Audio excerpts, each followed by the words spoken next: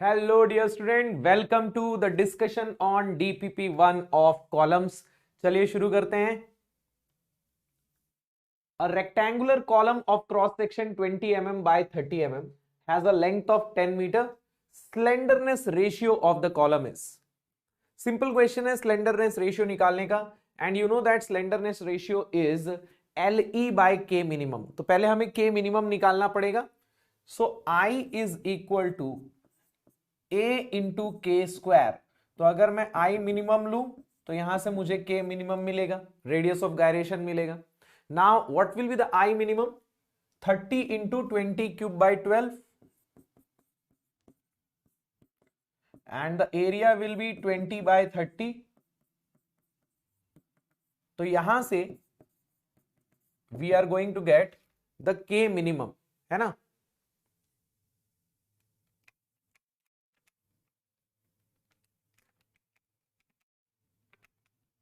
So K minimum is 5.77 mm.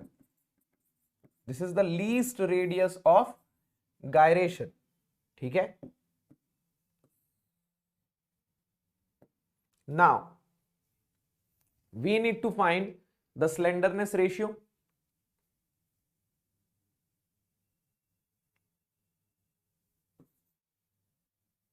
तो slenderness ratio will be LE by K minimum, and as nothing is mentioned we will consider LE equals to L. तो यहां ये हो जाएगा 10 into 10 to the power 3 divided by 5.77 mm. तो यहां से lambda की वैल्यू आ जाएगा. So lambda is 1733.1.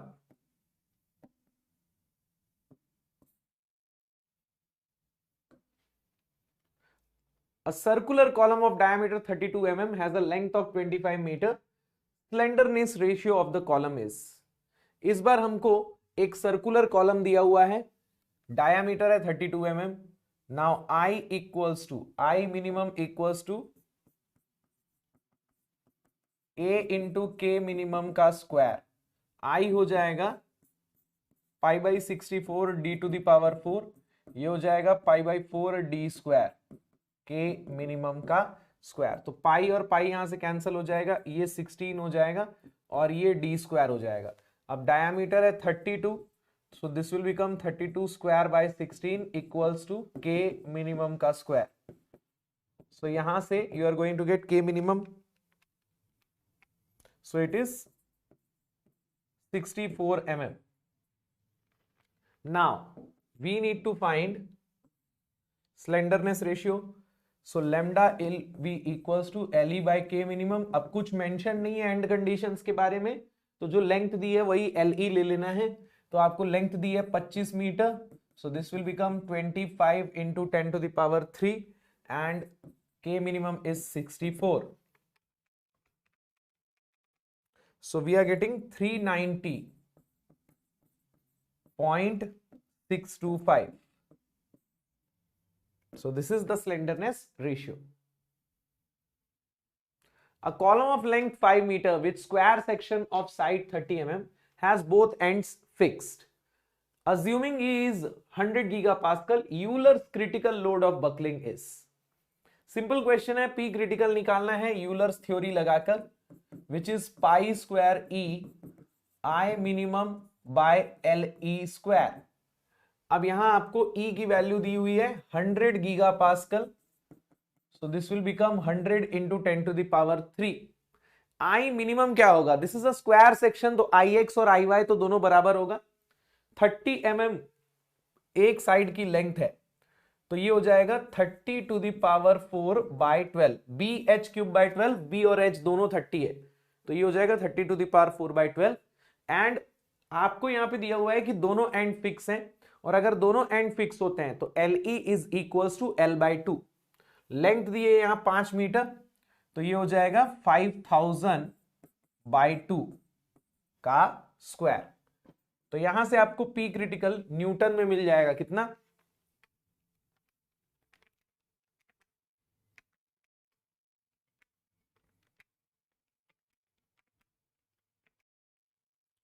10,659 point something Newton, तो किलो न्यूटन में इसको लिख सकता हूं 10.659 kilo Newton. So this is Euler's critical load of buckling. A column of length 12 meter with hollow circular cross section of outer radius 50 mm and inner radius 20 mm has one end fixed and other end hinged. Assuming E 200 gigapascal, Euler's critical load of buckling is. इस बार hollow circular cross section दिया है. P critical will be equals to pi square E I minimum by LE square. अब यहां circular section है तो IX और IY दोनों ही बराबर होंगे.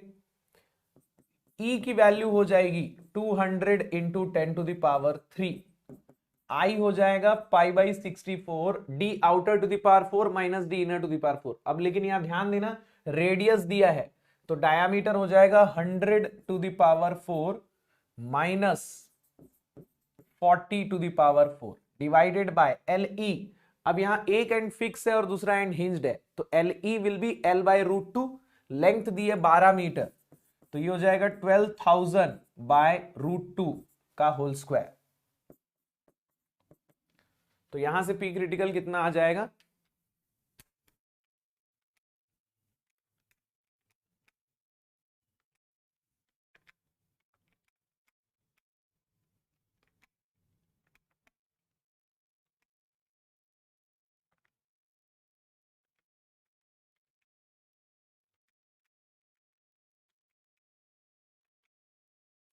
I am getting 130 something Newton.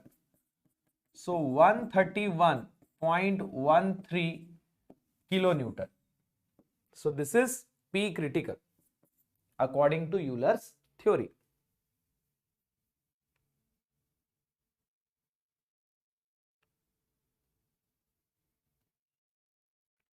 Two rigid bars AC and BC are connected as shown to a spring of constant K. Knowing that the spring can act in either tension or compression, critical load for the system is. तो यहां आप देख सकते हैं इस तरीके का rigid bar है, ठीक है ना, यहां पे स्प्रिंग से कनेक्टेड है. ओके, अगर मैं इसको एक छोटा सा डिस्टरबेंस दूं,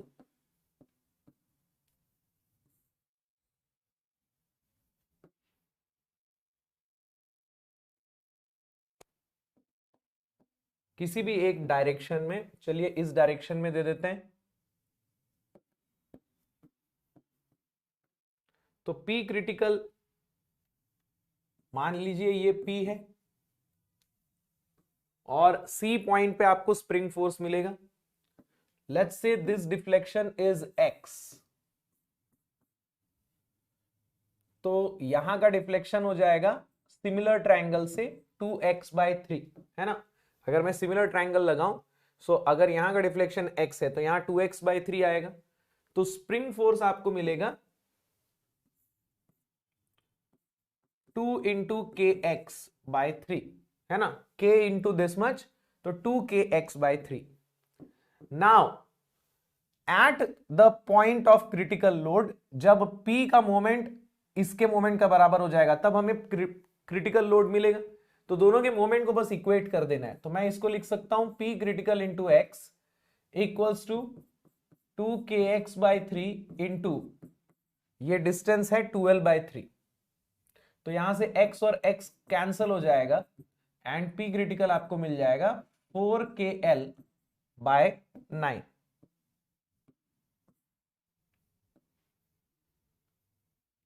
So the answer is D, 4kl/9. The rigid rod AB is attached to a hinge at A and two springs each of constant K that can act in either tension or compression. Knowing that H is 1 meter, critical load is. अब यहां दो springs जुड़ी हुई है, इसको भी same तरीके से हम सॉल्व कर सकते हैं. We need to give it a small deflection. आप डिफ्लेक्शन किसी भी एक तरफ ले सकते हो, राइट साइड या लेफ्ट साइड, या आपकी मर्जी है, क्योंकि दोनों केसेस में आंसर आपको सेम ही मिलेगा। So let's say this is the load P। अब यहां पे H और 2H ये डिस्टेंसेस हैं। Let's say this deflection is X, this is point A, this is point B, C, D, और ये हाइट्स कितनी है, ये H है, ये 2H है, ये H है। तो यहां पे डिफ्लेक्शन कितना हो जाएगा, टोटल हाइट है 4H, तो अगर यहां डिफ्लेक्शन X है तो ये हो जाएगा 4H बाय 3H, यानी कि 3X बाय 4, है ना, और ये हो जाएगा X बाय 4। अगर ये X है, बेस इसका 4 मीटर है, तो ये X बाय 4 होगा, बेस इसका 1 मीटर है। अब स्प्रिंग फोर्स की वैल्यू क्या हो जाएगी, ये हो जाएगा K इंटू दिस मच, यानी 3KX बाय 4, और ये हो जाएगा K इंटू दिस मच, यानी KX बाय 4। अब P क्रिटिकल जब मिलेगा तो इसका मोमेंट और इन दोनों का मोमेंट इक्वल हो जाएगा, तो ये हो जाएगा P critical into X equals to, इसका मोमेंट कितना आएगा 3KX by 4 into 3H plus KX by 4 into H। तो यहां से X कैंसल हो गया, P क्रिटिकल हो जाएगा 9KH bye 4 plus KH bye 4, यानी कि 10KH बाय 4। अब K की वैल्यू दी हुई है 5 किलो न्यूटन पर मीटर और H की वैल्यू दी है 1 मीटर, तो ये हो जाएगा 5 इंटू 1, तो P क्रिटिकल हो जाएगा 50 बाय 4, यानी कि 12.5 kilo Newton, 12.5 kilo Newton. A column of effective length L has a cross section which consists of 3 identical planks shown in figure.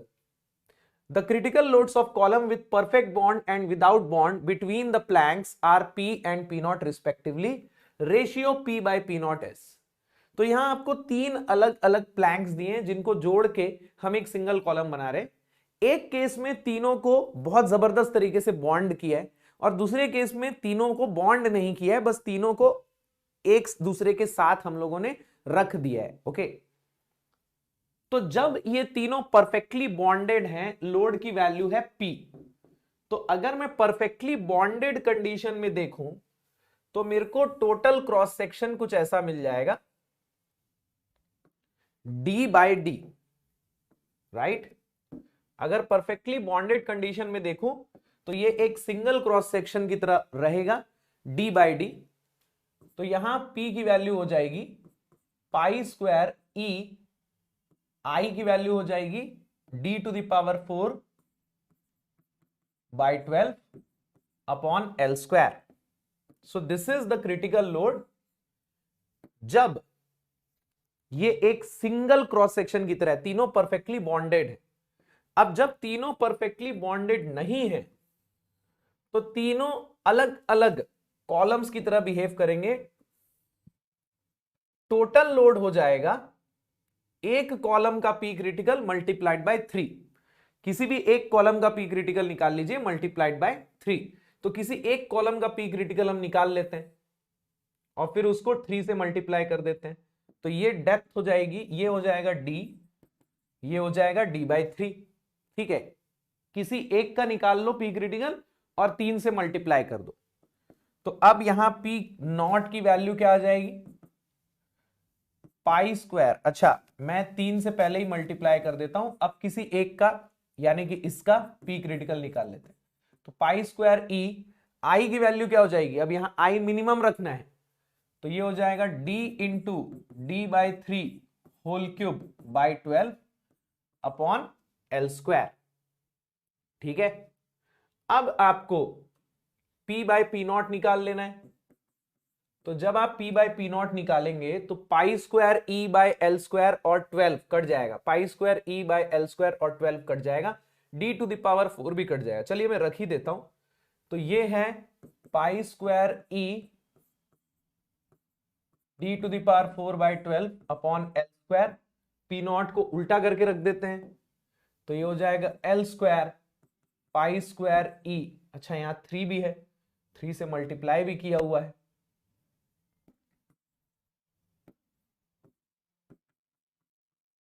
और ये है d into D by 3 whole cube by 12। तो यहां देखो क्या क्या कट रहा है, पाई स्क्वायर E और ये 12, पाई स्क्वायर E और ये 12, L square D to the power 4 और ये डी टू द पावर 4।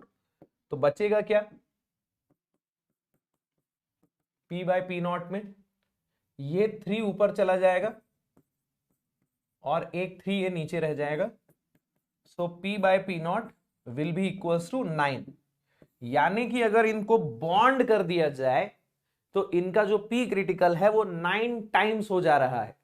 अगर बॉन्ड नहीं करोगे तो जितना P क्रिटिकल मिलेगा बॉन्डेड कंडीशन में P उसका 9 गुना ज्यादा मिलेगा।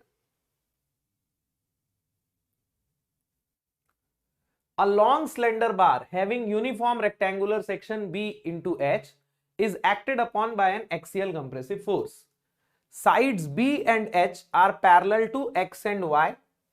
Ends are fixed such that they behave as pin jointed. Ends को ऐसा support किया है such that they behave as pin jointed when the bar buckles in a plane normal to X axis, and they behave as built in when the bar buckles in a plane normal to Y axis. Normal to X axis, normal to Y axis बोलने का मतलब क्या है, जैसे मान लीजिए ये column है और ये X एक्सिस है, सॉरी ये X एक्सिस है, तो इसके नॉर्मल बेंड करने का मतलब इसके अबाउट बकल करना। X के नॉर्मल वाला प्लेन कौन सा होगा बेटा, X का नॉर्मल वाला प्लेन मतलब ये वाला प्लेन होगा ना, X का नॉर्मल प्लेन मतलब ये वाला प्लेन होगा।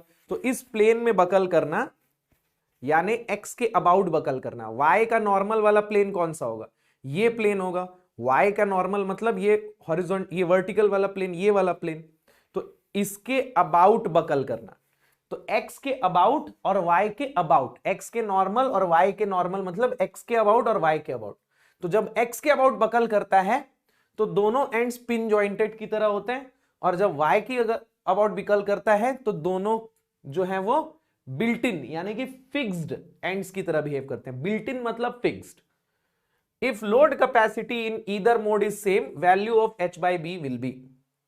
अब यहां B जो है वो X के पैरेलल है और H Y के पैरेलल है, कुछ इस तरीके से।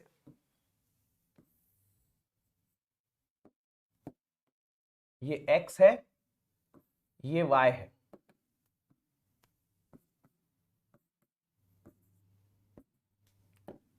तो ये B है और ये H है। तो अगर मैं P क्रिटिकल अबाउट X निकालू तो ये हो जाएगा pi square E I x by L square, L E square, ठीक है। अब X के अबाउट जब ये बकल करता है तो दोनों एंड्स हिंज होते हैं, है ना, तो ये हो जाएगा pi square E B H cube by 12 upon L square, pin jointed है तो एल स्क्वायर। लेकिन जब ये Y के अबाउट बकल करता है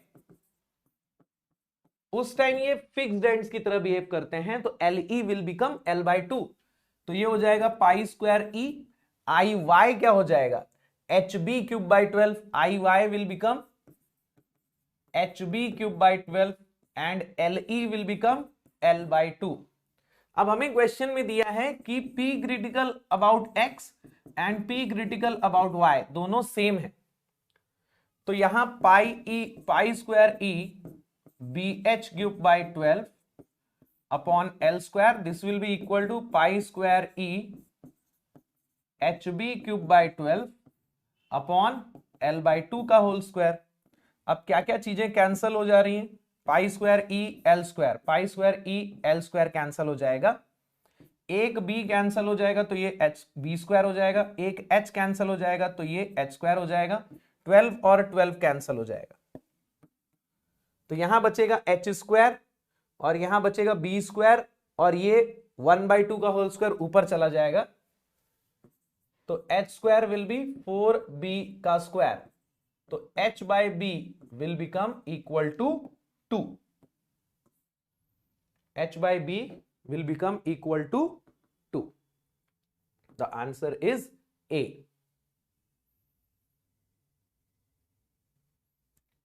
A short column of external diameter d and internal diameter small d carries eccentric load W. Greatest eccentricity with which the load can be applied without producing tension on the cross section. अब इस question को हमने class में बनाया है for अलग अलग cross sections, है ना। रेक्टेंगुलर सेक्शन के लिए देखा है, सर्कुलर सेक्शन के लिए देखा है, बस यहां हॉलो सर्कुलर सेक्शन दिया हुआ है, ठीक है। तो यहां आपको कॉन्सेप्ट क्या लगाना है, जो मैक्सिमम बेंडिंग स्ट्रेस प्रोड्यूस हो रहा है अगर वो एक्सियल स्ट्रेस के बराबर है तो कोई टेंसाइल स्ट्रेस डेवलप नहीं होगा, है ना। तो मैं यहां लिख सकता हूं my maximum divided by I should be equal to P by A या less than equal to P by A, ठीक है। तो यहां m की वैल्यू कितनी हो जाएगी, P into E, y maximum will become capital D by 2, क्योंकि कैपिटल D जो है वो एक्सटर्नल डायमीटर है। I हो जाएगा pi by 64 d to the power 4 minus d to the power 4, फिर ये हो जाएगा pi by 4 D square minus D square. अब यहां से कैंसिल क्या क्या हो रहा है, ये p कैंसिल हो रहा है, ये पाई कैंसिल हो रहा है, ये 16 हो जाएगा। अगर मैं इसको कैंसिल करूं तो यहां क्या बचेगा, इसको मैं लिख सकता हूं D square plus D square minus D square, तो D square minus D square cancel हो गया, तो D square plus D square बच जाएगा, ठीक है। तो यहां से आपको क्या मिलेगा, E into D by 2 divided by, अच्छा ये 16 ऊपर चला जाएगा और D square plus D square यही रह जाएगा और यहां से तो सब कैंसिल हो चुका है, ठीक है। तो ये हो जाएगा 8, तो E will become D square plus D square by 8d, D square plus D square by 8d. So this is the answer.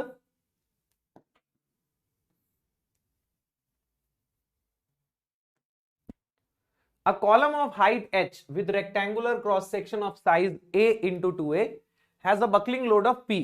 If the cross section is changed to 0.5a into 3a and its heights changed to 1.5h, buckling load of the redesigned column will be.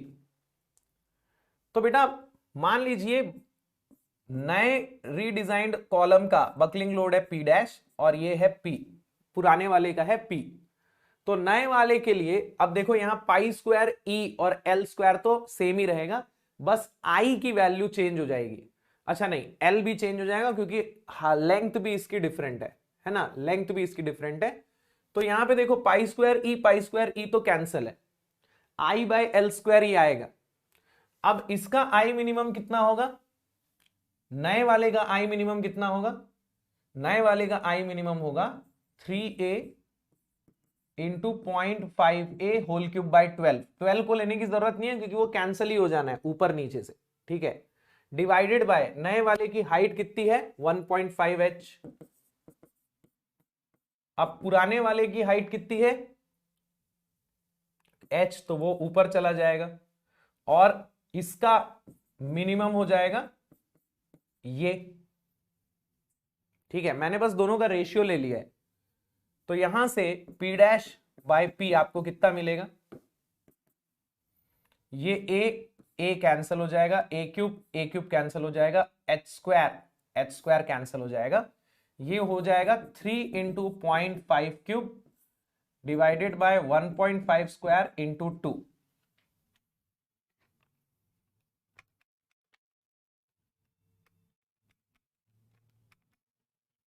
यानी कि ये हो रहा है 1/12। तो P dash यानी कि नया P critical will become P/12। Thank you for watching.